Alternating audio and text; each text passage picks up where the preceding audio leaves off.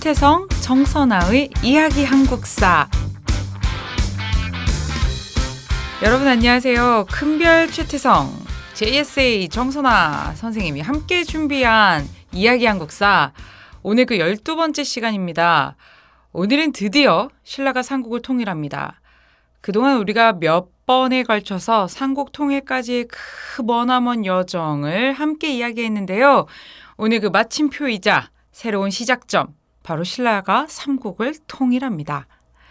여러분 혹시 신채호라고 들어보셨습니까? 개항기부터 일제강점기까지 활동한 역사가고요. 또 대한매일신보라고 하는 신문의 주필이기도 했고요.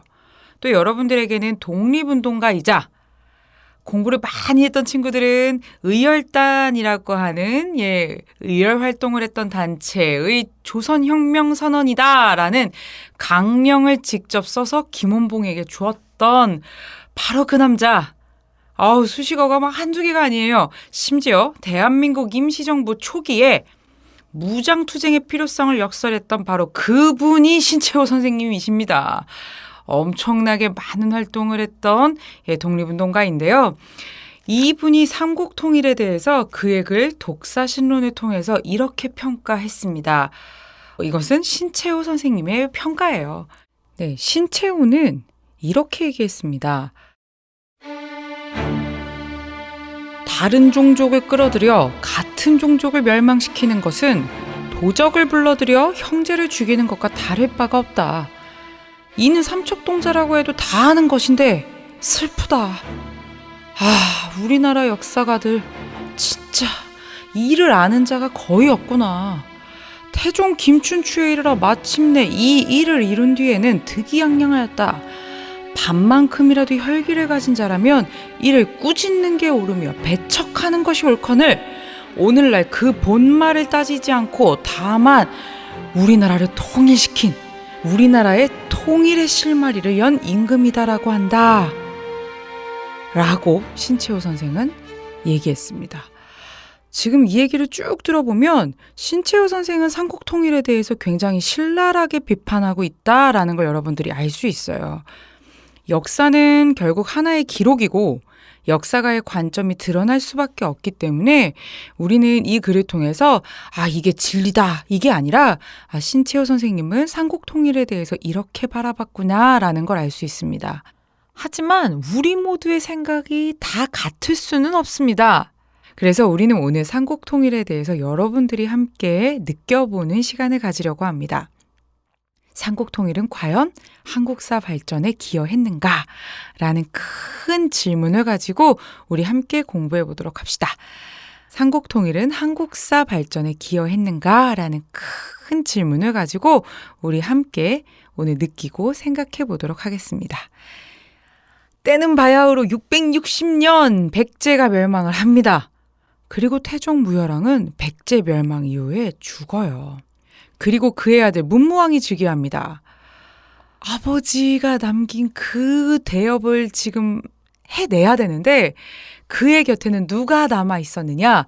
바로 김유신입니다. 이 문무왕은 김유신에게 과인에게 경이 있음은 물고기에게 물이 있음과 같소. 아버지인 무열왕에 이어서 김유신에게 보이는 그 절대적인 신뢰를 다시 한번 확인시켰고요. 김유신 또한 비록 늙었지만 그 신임에 보답해서 죽을 때까지 충성을 다했습니다. 661년 신라화당은 남북에서 고구려를 공격해요. 기병을 앞세운 당의 대군이 밀려오고요. 신라군은 이걸 지원을 하고요. 그런 상황입니다. 백제 부흥군이 당과 신라의 연결을 끊고 백제에 주둔하고 있었던 당군을 위협하거든요. 신라군은 백제 부흥군과의 싸움에 나섰기 때문에 당군은 고구려와 굉장히 오랜 시간 동안 혼자 싸우고 그래요. 해가 넘어가고요. 반년간 평양성을 포위했으나 뜻대로 되지 않았고요. 고구려가 어떤 고구려입니까? 굳세게 방어합니다. 그러면서 물러서지 않아요. 이렇게 당나라 대군에 맞서서 고구려가 버텨내고 있지만 거듭되고 거듭된 전쟁으로 고구려의 국력은 점점 약해졌고요. 그 어느 때보다도 강력한 지도력이 필요한 시점에서 영계 속문이 그만 죽게 되면서 고구려에서는 권력 다툼마저 일어나게 됩니다. 668년 고구려는 결국 쓰러지고 말았고요.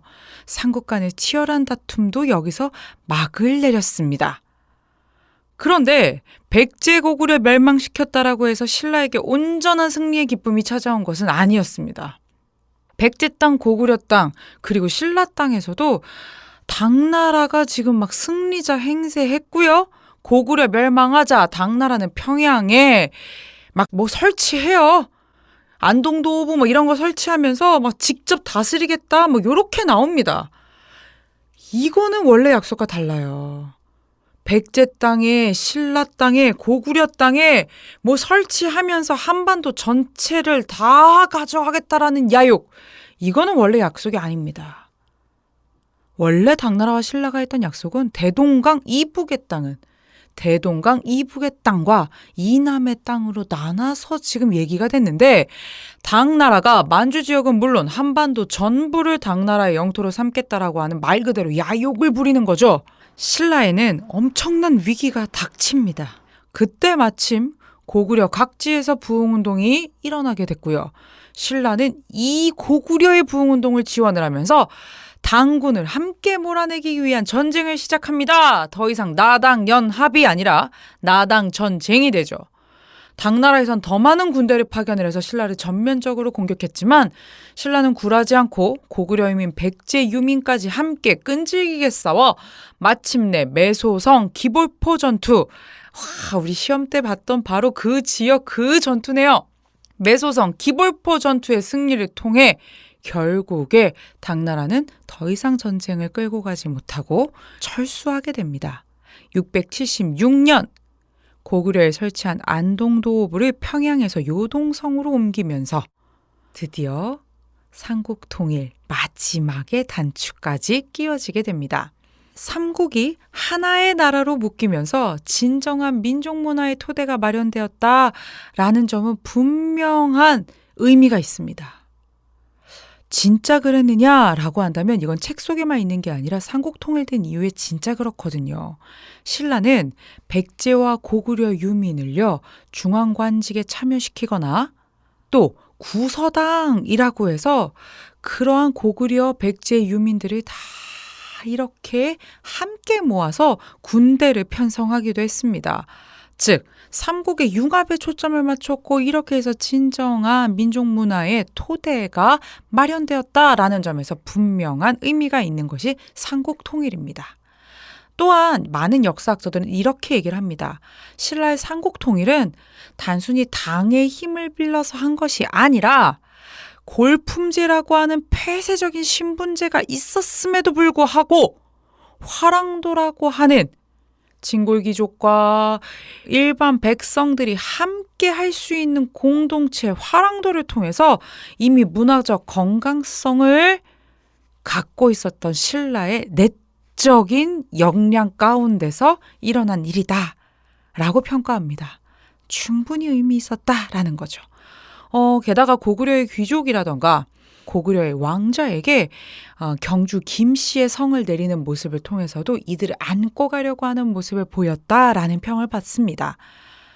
하지만 또 이거에 대해서 반박하는 사람들도 있어요. 통일 이후에 고구려 유민들은 7관등까지, 백제 유민들은 10관등까지만 관직의 상한선으로 올라갈 수 있게 함으로써 과연 이 두 민족을 다 포용하고 가려고 했느냐라는 의견도 제기되기도 합니다. 또한 대동강부터 원산만 이남에 이르는 영토에 대한 지배권만을 장악했기 때문에 한반도를 온전하게 통일했느냐라는 비판을 받는 것도 사실입니다. 하지만 우리가 확실하게 신라의 삼국 통일을 통해서 할 수 있는 것은 삼국을 묶으려고 했던 시도인지 또 신라만을 위한 영토 확장 과정인지 우리가 정확하게 단정 지을 수는 없지만 정말 확실한 거 하나는 신라가 그 고민을 했다라는 거죠. 고구려와 백제를 과연 어떻게 한 울타리 안에 둘 것인가 라는 것에 대한 고민이 있었고 그것에 대한 신라의 대책이 있었다라는 것입니다. 이런 의미에서 삼국통일은요. 의와 한계 다 생각해 볼 수 있겠지만 충분히 우리 역사에 기여한 부분이 있다라고 우리는 생각해 볼 수 있는데요. 이제 드디어 신라의 삼국통일이 완료되었고요. 다음 시간에는 이제 통일신라라고 하는 신라 중대 문무왕 신문왕으로 이어지는 전제왕권 시기 역사 속으로 여러분들과 함께 여행을 떠나보도록 하겠습니다.